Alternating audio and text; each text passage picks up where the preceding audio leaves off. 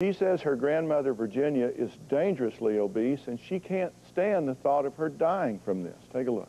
Girls, Grandma's here. Grandma! My grandma eats so much that it'll make her sick. She just eats all the time. She thinks that there's breakfast, lunch, dinner, and then meals in between. My favorite food is pasta and meatballs. Delicious. I nibble all day long. My daughters, they're all thin, and they always tease me. We don't want to look like you. I am extremely embarrassed by my mother's weight. One time we were at a family brunch, and she just took a spoon and ate cream cheese, and it was the most disgusting thing I've ever seen because she was just eating. Mindless eating, that's all she does. To me, food is a source of comfort. It makes me happy to eat. I think my mother growing up in the Depression had an impact on how she handles food. She came from a poor family. My mother could not handle throwing away food. Remember when yours? I do. A long time ago. What happened? I ate too much.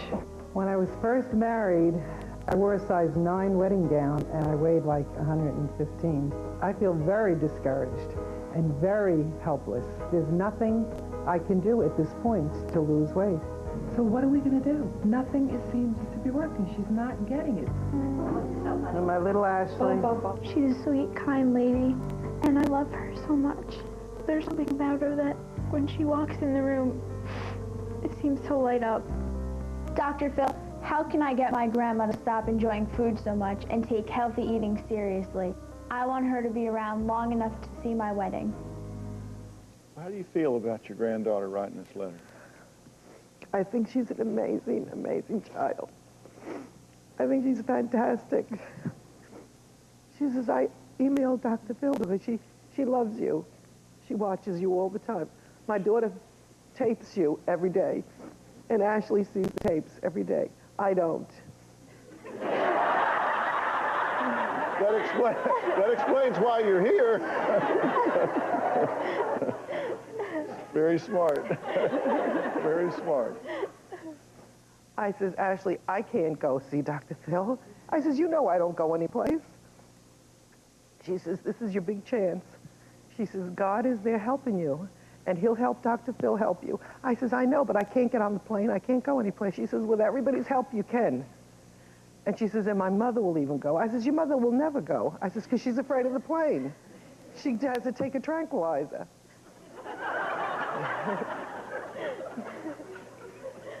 So she's crying and crying on the phone. How do you say no to her? Apparently you don't. And you guilt-induced your mother too, right? I told her not to ruin it. In fact, didn't you say, you're going to ruin this if you chicken out, and if something happens to Grandma, then you'll blame yourself and I'll blame you too? Is that pretty much how it went down? It was, yes, if I said no, I felt that if something happens to my mother, it would constantly be that you didn't even try. We had this opportunity and you didn't do it. You want your grandmother here because you truly believe that she's at risk. Everything, her knee problem, she has tons of knee problems. She thinks that she just has bad knees. Her weight is causing her bad knees. Her weight is holding her back, and I know that if she tried with your program, she can lose the weight.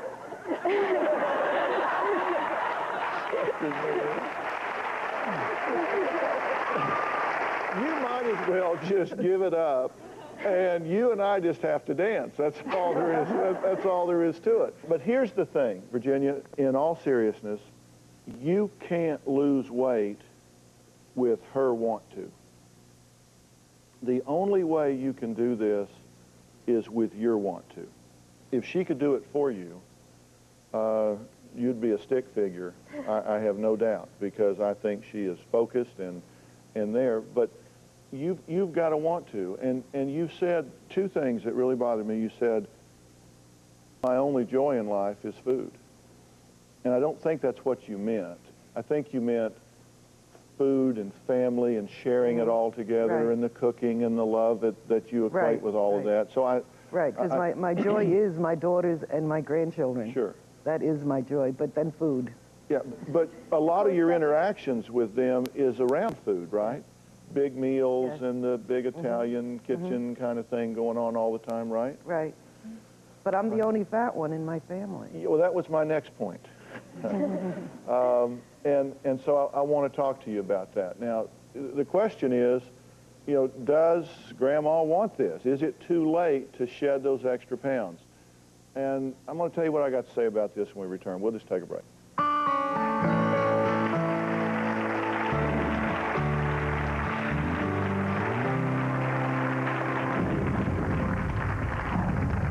I've talked to my grandma so many times that you can't even count about her weight problems. And she just says, yeah, sure.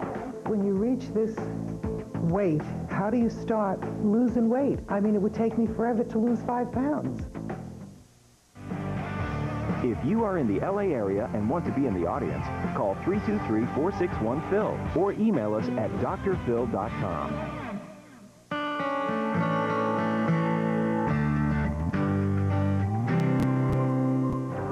She would be a much happier person if she lost weight. She could get her life back. It's not too late for her to lose weight. She should do it for herself and not just for me or for my family. 13-year-old Ashley says she's heartbroken because her grandmother Virginia is extremely obese, loves to eat, and refuses to lose weight.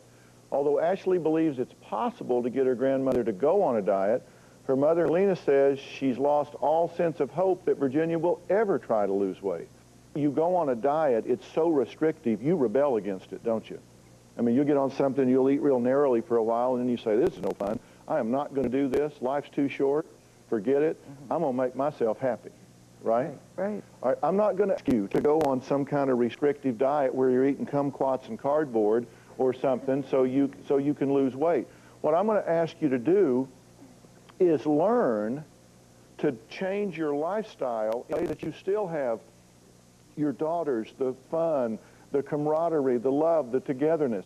You still have big meals, and you can cook the way that you want to cook. I had a show talking about food. Can I see that clip? Everything you see here is high response cost food. That's pasta that he's putting on his plate right there. That's pasta she's putting on her plate right there. This isn't a restrictive sort of thing. It's balanced. You have to have portion controls, but all of the things that you're seeing there are high in fiber. They're what I call high response cost foods that cause you to suppress rather than drive your hunger. And we're going to change how you eat, when you eat, where you eat, why you eat. We're going to give you an overall program for re-engineering your life in a way that you're not going to feel punished and deprived, but you're going to have to make some changes. And if you will do that, you will start to lose weight. And, you know, think about it. If you lose 3 pounds a week, the people on the Weight Loss Challenge, and there are millions in America that are doing this with me right now, and they're all losing weight at that rate or better. But think about it. If you lose 3 pounds a week, then that's like 12, 13 pounds a month, which in 6 months, I mean, do the math. You're talking about 70, 75 pounds. What difference would that make to the way you look and feel? You can have fun doing this. Everybody can help you. It can be something that you can get excited about and take pride in learning that, hey, I can be happy and have fun and not be hungry.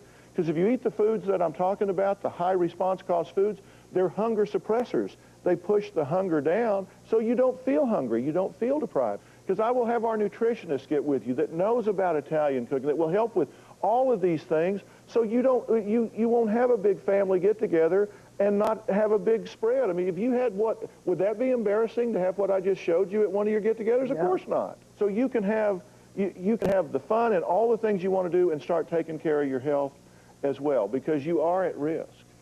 I know. You're cardiac risk, you're at risk for diabetes and all sorts of problems that we can start changing in a short period of time. You can do this in an effective way if you just will. I will. But see, I have very bad knees and I can't walk, and that makes me not lose the weight. You heard me say to Joelle, who's 600 plus pounds in her chair, said, you're going to be working out in your chair. We have an exercise routine that we will put together for you that you can do with your knees. And then as you lose weight, then your knees will be under less demand, and you'll be more ambulatory than what you are right now. We will meet you where you are. This is not a program for people that are 30 and healthy. This is a program for everybody. and you are included in that. So will you do it? I will. You'll really get behind this and do it. I really, really will. I have to. Okay? It's not willpower. The problem with willpower is it comes and goes. But if your world is set up to support your goals, that will prop you up when the willpower is not there. And we will help you to do it. Okay, I'm Deal? willing. Yes, a deal. Deal? A deal. See that? All right. Good job. All right, next, a woman who says she's only been married 2 weeks and her husband refuses to have sex with her. Earmuffs. Earmuffs. Because he thinks he's too fat. We'll be right back. I feel really uncomfortable around her. Don't touch my fat. I feel that I'm really obese. I don't let her touch me. He avoids like physical contact. When Edward doesn't want to have sex, I feel very unappreciated. I feel sad and even hurt.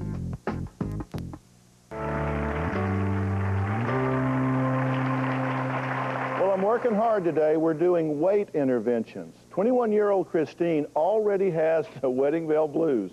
She just got married and says her husband won't let her touch him because he thinks he's fat and undesirable. Take a look.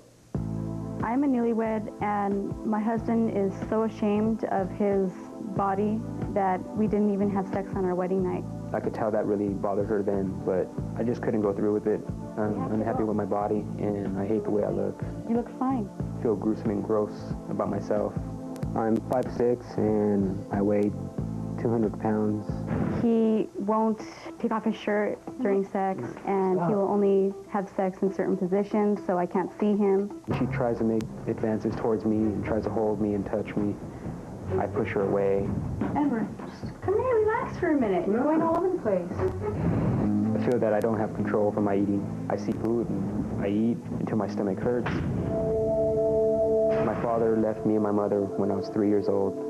When I was a kid, I was really husky and had man breasts. When I was 11 years old, I saw my father for the first time again. He said that I'm fat. When I was 20 years old, when I first met my wife, I went to go see my dad, and I felt like I was in really good shape at that time. I was running, exercising, and he said that I looked terrible. He told me that I looked too thin.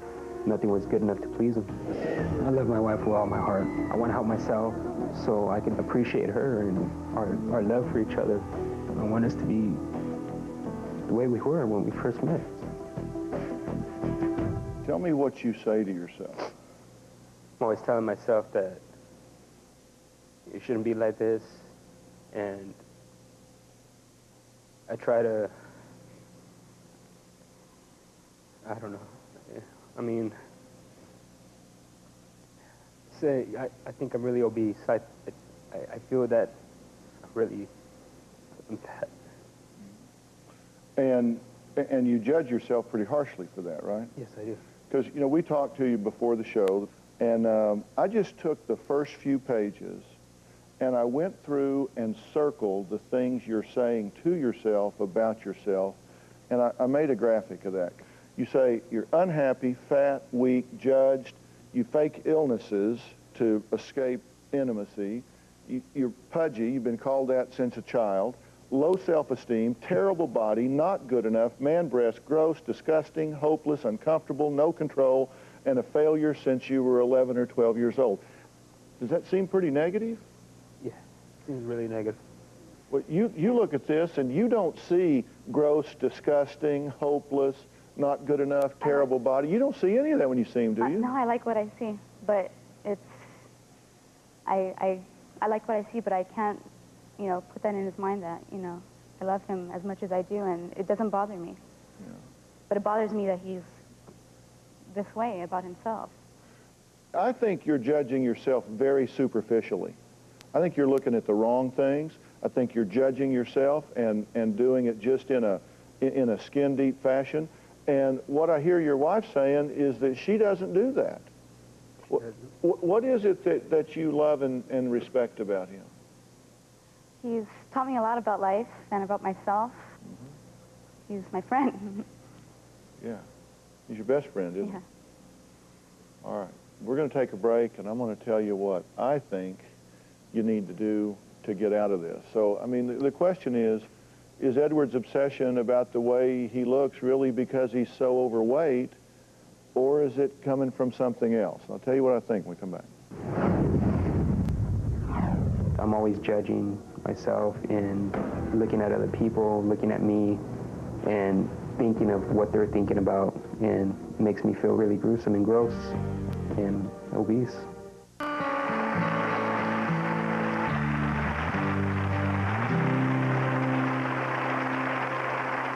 Edward says he's pulling away from his new wife, Christine, because he thinks he's fat and that he just doesn't like the way that he looks. He never takes his shirt off, not even during sex. Christina thinks Edward's crazy to feel this way and is worried that his distorted thinking could destroy their 2-week-old marriage.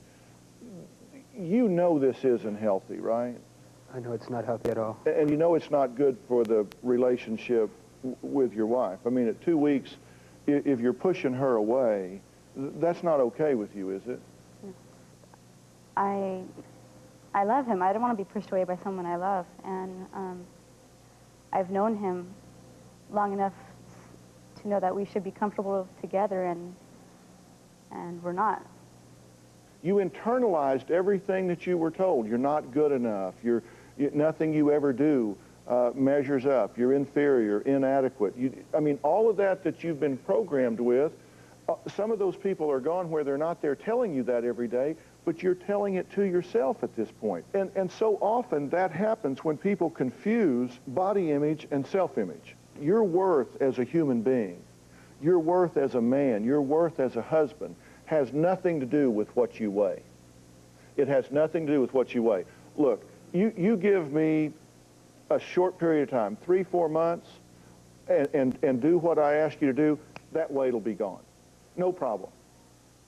But the real challenge here is that you change the way you think, you change the way you feel, you change the way you judge yourself.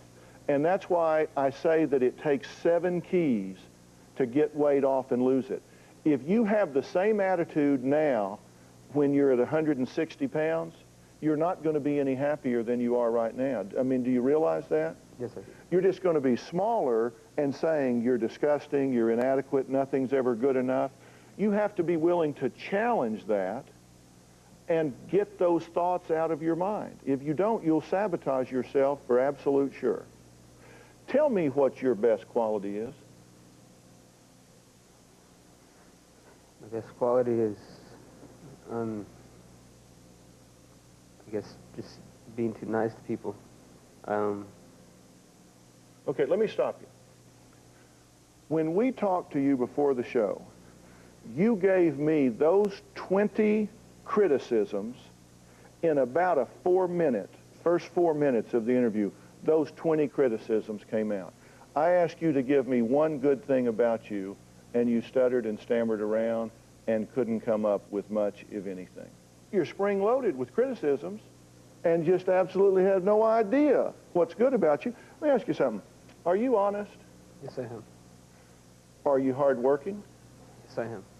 Are you sincere about being a good husband and a good man? Very much, yes.